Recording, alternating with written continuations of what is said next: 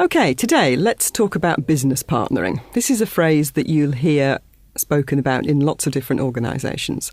And as far as I'm aware, it started out mostly with HR, human resources.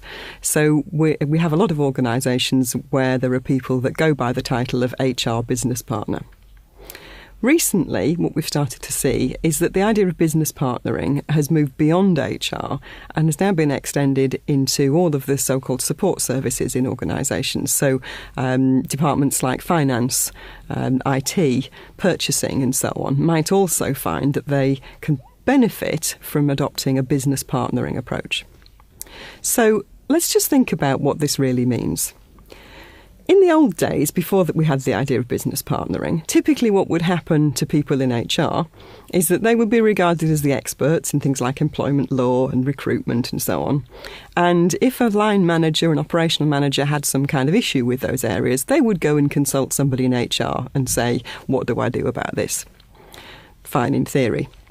The reality is, for a lot of HR professionals, they would get very frustrated because they'd find that the operational staff would come and consult them only when there was a big problem. And typically what you'd hear the HR people say is, why didn't you ask me about this earlier? Why didn't you come and talk to me 6 months ago? Why didn't you tell me at the first signs of a problem? Does that sound familiar to anybody? So, as I said, HR are not the only people that have that issue, because I've also heard finance managers have the same frustrations, that sometimes they'll be consulted about something and they'll say, why didn't you tell me you were doing this project? We could have planned the tax differently if I'd known about this 6 months ago.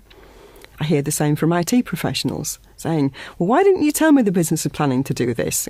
Some of the technology that we've installed over the last 6 months, we wouldn't have done it that way if we'd known that we were going in this direction in the future. So really what this comes down to is that where you have technical expertise in your organisation, there is a danger of thinking that those experts are only useful when you have a problem in that area. And of course, if you are one of those experts, then you know how frustrating that is and how wrong it is. Because unless all of the expertise is involved at the decision and planning making stage, then you're missing a trick, frankly. Also, think about it from this perspective. If you have a whole load of highly paid experts in your organisation who only get consulted when there's a problem or when somebody thinks, actually, maybe somebody in HR or training or legal might have an opinion about this, if they only get consulted then, how many times are you wasting that brain power that's on your payroll? You see, I think that this is also one of the keys to keeping your whole workforce interested and engaged in what's going on. There's a tendency sometimes for operational departments to think that they are the business. They're the only ones that really do the core business of the company.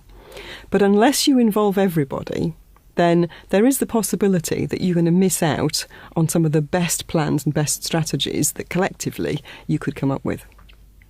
So what does that mean in terms of day-to-day behaviour?